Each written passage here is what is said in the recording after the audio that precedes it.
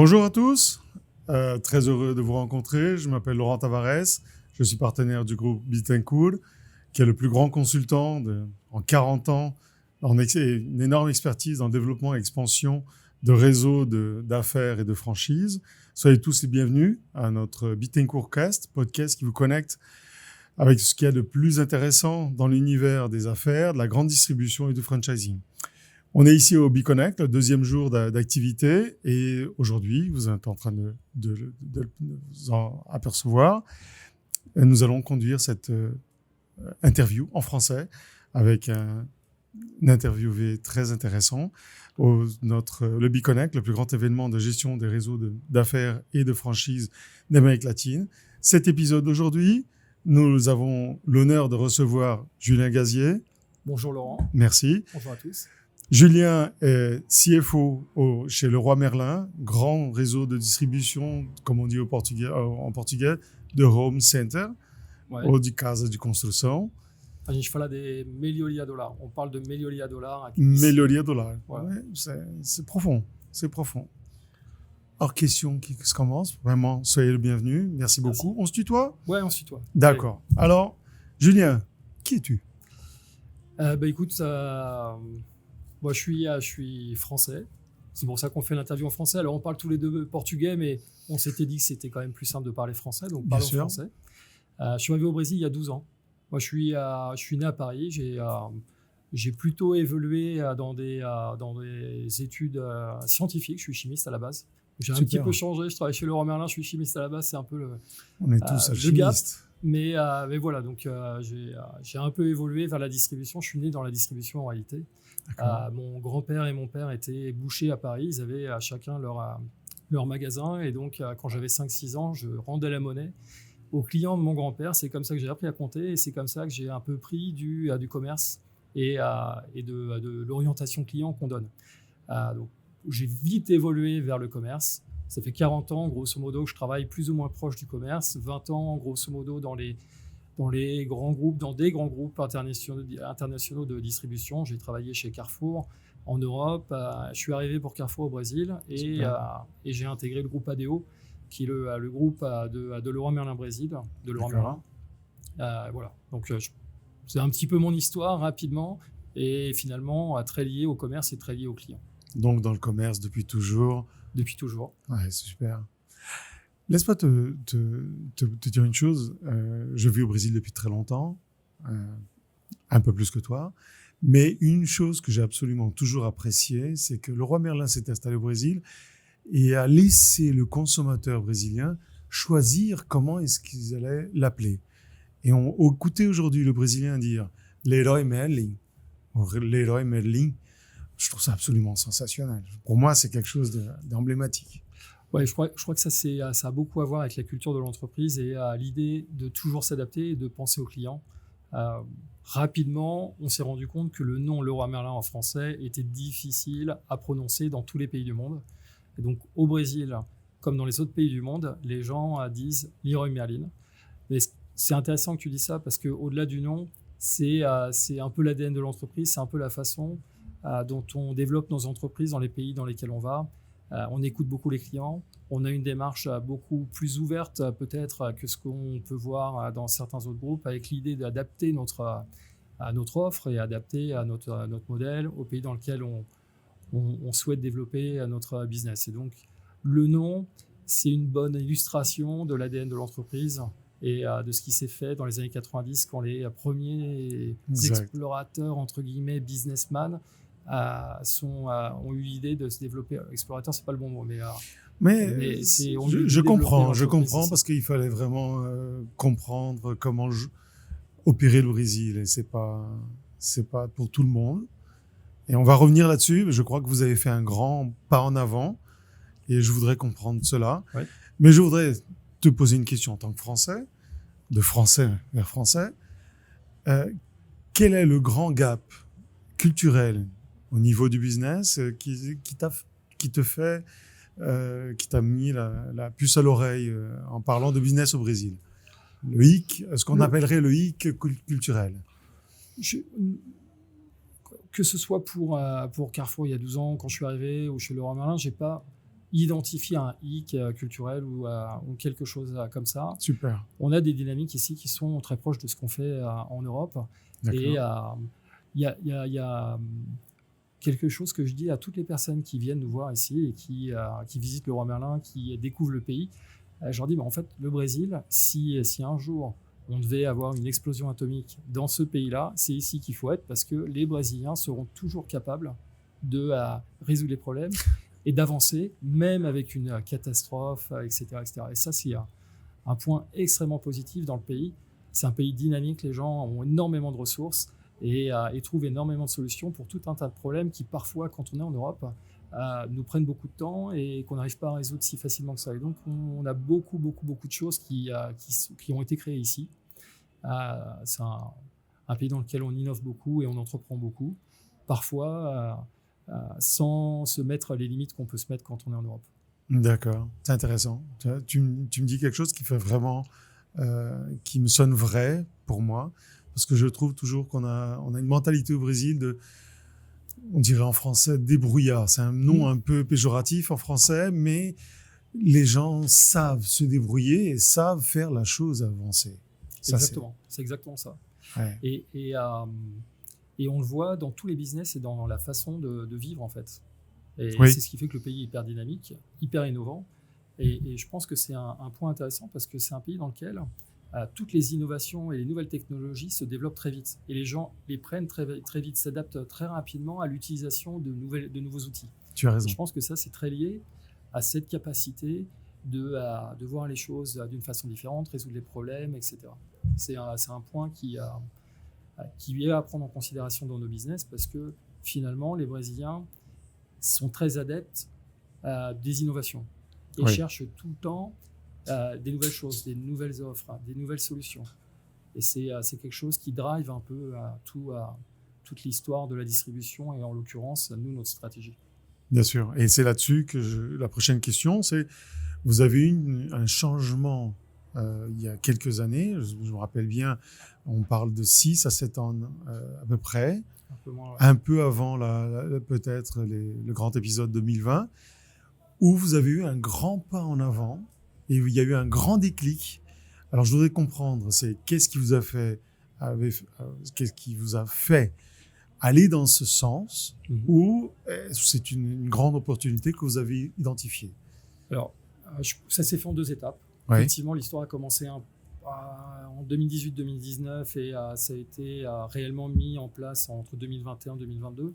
Ouais. En fait, ce qui se passe, et je pense que c'est un peu ce que tout le monde voit sur le marché de la distribution dans le monde, c'est qu'un business historique, équivalent hypermarché, du tout sous le même toit, dans lequel en fait on a la capacité d'apporter un produit à un client avec un prix abordable, etc., est en train d'évoluer fortement de par la concurrence accrue qu'on peut voir grâce au développement du e-commerce, de grandes marketplaces et autres.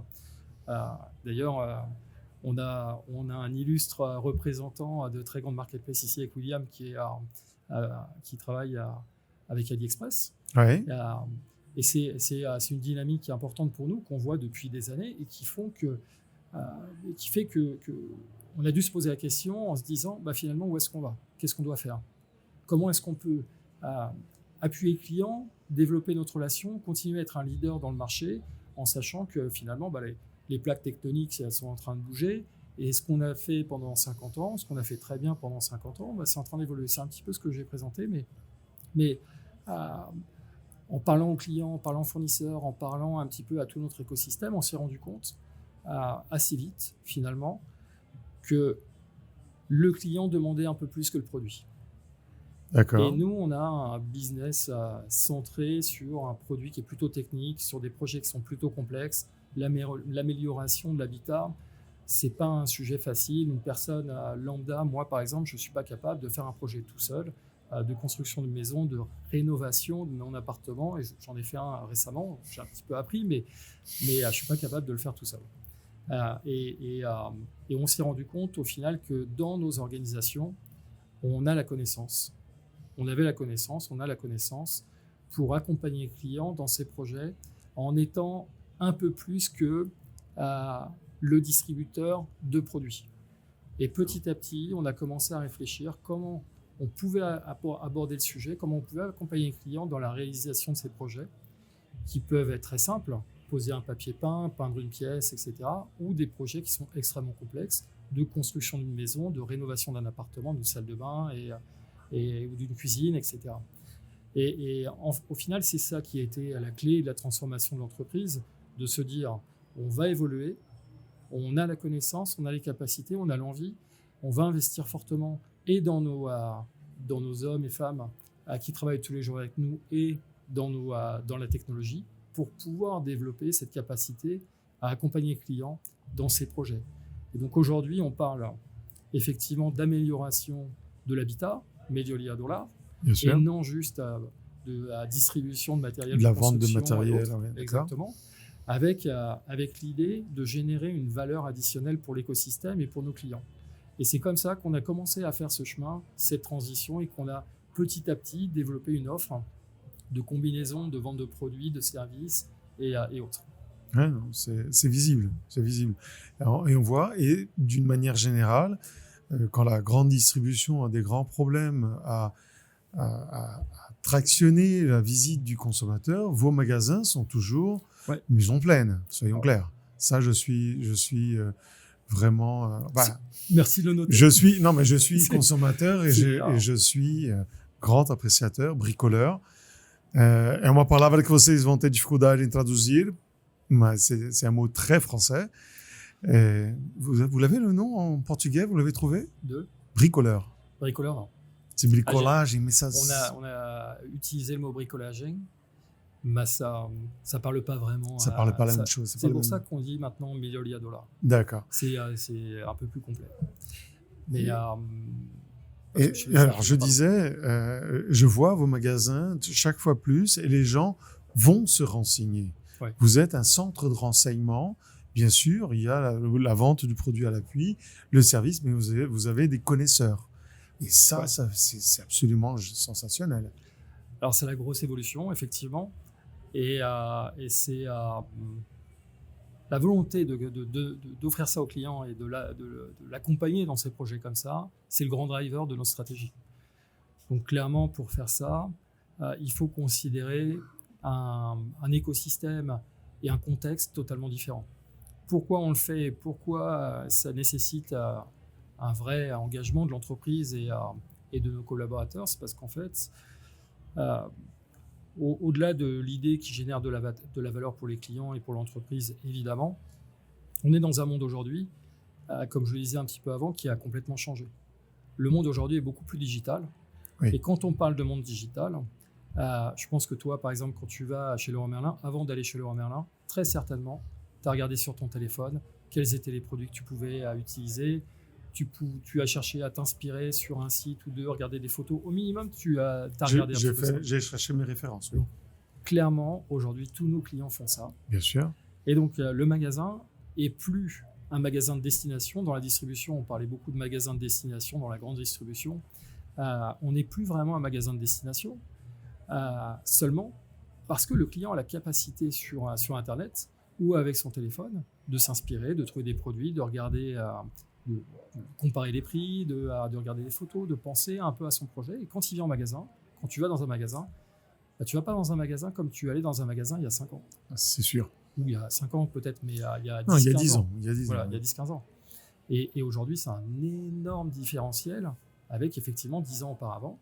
Et donc, on a dû s'adapter en considérant que le client aujourd'hui était quasiment un expert. Alors, un expert sur l'idéation, pas forcément un expert technique, mais en tout cas, quand il arrive en magasin, notre client, toi, tu as déjà une idée de ce que tu vas faire et tu sais un petit peu comment tu vas travailler. Donc, tu vas discuter peut-être avec un vendeur en magasin avec déjà un biais ou avec une idée plutôt claire. Et ça, ça change complètement notre façon de travailler parce qu'il a fallu qu'on réfléchisse à finalement comment est-ce qu'on peut présenter des produits ou des solutions aux clients qui prennent en considération le fait que le client a déjà regardé un petit peu en test et qui... Exact. Je parle un peu portugais, des fois. Vas-y, pas de problème. C'est un peu les mots, mais en fait, le client a une connaissance qui fait que nous, on a dû adapter nos magasins, l'offre de produits, l'offre de solutions, la façon dont on présente un peu le parcours client dans nos magasins, s'aligne de plus en plus avec cette réalité. C'est-à-dire, j'en parlais un petit peu avant, mais un client aujourd'hui, toi par exemple, si tu as besoin d'un produit que tu connais, avec une marque que tu connais, un niveau de qualité que tu connais, tu peux l'acheter sur Internet. Tu n'as pas besoin d'aller dans un magasin pour acheter un produit que tu peux te faire livrer chez toi si le prix sur Internet est acceptable. Exact. Et donc, quand tu vas dans un magasin, tu dois aller dans un magasin en sachant que tu vas avoir des inputs, des insights, que tu vas recevoir quelque chose, qu'on va générer de la valeur pour toi. Donc, il a fallu qu'on réoriente notre offre, le parcours client dans le magasin, pour qu'il soit clair pour le client, qu'on est capable de lui apporter encore quelque chose de plus. Et pas juste un produit. Bien sûr. Et c'est un peu ça la grande évolution. Ce qu'on essaye de faire tous les jours, c'est pas facile. Non. Parce que c'est un switch. J'en suis absolument convaincu parce que je vois vos équipes sont chaque fois plus pointues. Ouais. Et les magasins donc, ont tous été transformés au Brésil. Si tu vas à Fortaleza, Natal, à Porto Alegre ou à São Paulo, c'est pas exactement les mêmes magasins, mais quand tu vas aller dans un magasin, tu vas te rendre compte que l'offre est équivalente. Des fois, tu as des produits régionaux qui sont présents dans les magasins du Nord-Est ou du Sud, mais l'organisation des magasins est la même, les orientations sont les mêmes et la façon de travailler est la même. Donc, on a un peu industrialisé nos process pour pouvoir répondre à cette dynamique des clients et qui se retrouvent dans un écosystème Leroy Merlin qui soit équivalent un peu partout dans le pays ou sur Internet et dans tout l'écosystème digital ou physique. Super, incroyable. Alors maintenant, je vais te poser une autre question. Tu viens de faire ta présentation devant tout le monde, devant plus de 1000 personnes. De quoi tu nous as parlé exactement? Je viens de parler de ça. Tout ça, d'accord. Voilà. Je viens de parler de ça, mais finalement, un petit peu comment est-ce que ça se fait et comment est-ce qu'on a travaillé avec nos collaborateurs, avec les femmes et les hommes de Leroy Merlin, d'ADO, etc. C'est la partie humaine. Et avec les outils. D'accord. Avec les outils technologiques et autres. Un élément que j'ai pas approfondi le sujet parce qu'on vient de l'annoncer et puis c'était pas l'objectif de la présentation. D'un point de vue humain, pas d'un point de vue humain, en fait, l'homme, les personnes, les femmes et les hommes de Leroy Merlin, du groupe ADO, sont au cœur de notre stratégie, de notre business, parce qu'on c'est un business de personnes. C'est sûr. C'est un business de relations. Les business complexes qui ont besoin d'un peu d'éclaircissement technique, etc., sont des business de personnes et il y a une relation forte entre les clients et les personnes, et nos collaborateurs au Brésil ou ailleurs. En disant cela, la politique humaine est au cœur du business et on a annoncé ces 2 dernières semaines, je ne sais pas si tu as vu ça dans les réseaux sociaux, on a un programme qui s'appelle All qui a été développé par le groupe, par nos actionnaires, le président et notre CEO global, qui a porté avec évidemment toute l'équipe de direction du groupe. Ils ont décidé de donner des actions du groupe à tous les collaborateurs du groupe. Wow. On a 115 000 personnes dans le monde.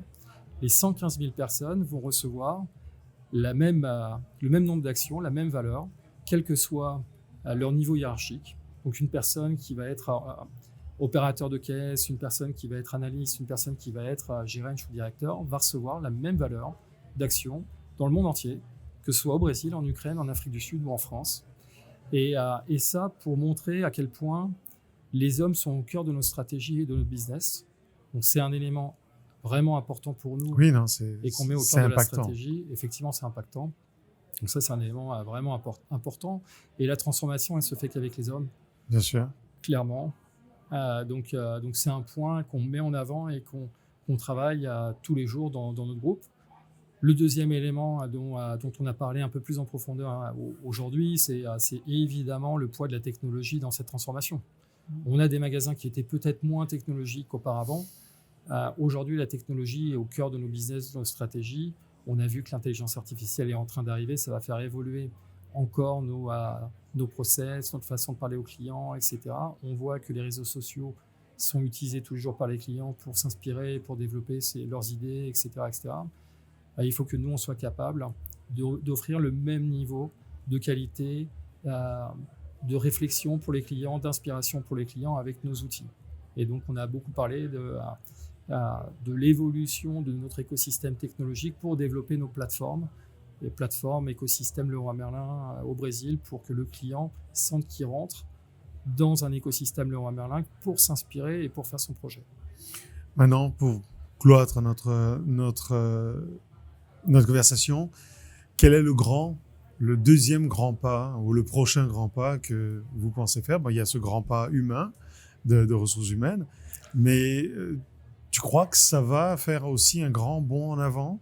Vous y êtes aussi? C'est en répétant le terme de la BeConnect, c'est le grand code de croissance sur lequel vous vous appuyez actuellement? Les hommes, oui. Oui. Clairement, parce que c'est un business d'hommes. Moi, je m'occupais, en plus de la finance, je m'occupais des ventes pour les entreprises pendant 4 ans. C'est un business qui prend un volume important dans notre organisation. La vente aux entreprises, c'est un business de long terme avec des personnes qui se parlent. Oui. C'est la même chose dans les magasins. Un client qui a besoin de faire un projet, il a besoin de parler à quelqu'un qui a suffisamment d'empathie pour comprendre son projet et pour designer le projet avec lui. Ça, c'est clair et net. La clé de notre ambition, c'est vraiment ce passage de la distribution un petit peu historique, de vente de produits, à la vente de solutions complètes. Le grand driver, c'est ça, les hommes au centre de ce projet-là. Mais c'est vrai que nous, notre driver, c'est de passer de cette vente de produits un petit peu historique à cette vente de solutions complètes et être capable, demain, d'être reconnu, ou plutôt pas être capable, être reconnu par les clients comme étant le grand acteur de l'amélioration de l'habitat au Brésil, qui a la capacité de faire tous les projets que les clients désirent, quelle que soit la géographie, quel que soit type de projet, de rénovation d'une maison, rénovation d'un appartement, rénovation d'une salle de bain ou d'une cuisine, par exemple, et qu'on soit reconnu pour ça, en ayant aussi la capacité, par exemple, aujourd'hui, on offre aux incorporadoras de rentrer dans les projets de construction des immeubles, en préparant les appartements des clients au moment où le constructeur livre la clé au client. Et donc, on rentre dans ces dynamiques de faire les projets et pas seulement d'amener les produits. On a la capacité de le faire. Donc, notre objectif, c'est d'être connu demain comme le grand spécialiste de l'amélioration de l'habitat qui a la capacité de faire les projets ou réaliser les rêves de nos clients, qui soient simples ou complexes. À tout prix aussi, attention, on n'a pas parlé prix, mais évidemment, le prix est au cœur de notre stratégie. On parle de distribution et c'est clé, évidemment. Bien sûr. Donc, c'était un peu sous-jacent. On n'a pas beaucoup parlé, mais évidemment, c'est clé aussi pour nous de proposer des projets à un prix adéquat pour nos clients. D'accord. Ben écoute, je te remercie de cette franche conversation. C'est absolument sensationnel. Connaître, je suis consommateur et maintenant je suis encore plus amateur de chez Leroy Merlin. Bravo. Merci. Si vous êtes entre les leaders qui est en train de redessiner le futur de la grande distribution, de l'industrie du franchising au Brésil, le BeConnect est votre place. Accédez au site www.beconnected.com.br et soyez présents l'année prochaine à la prochaine édition. Je vous remercie à tous et à la prochaine édition du Bittencourt Cast.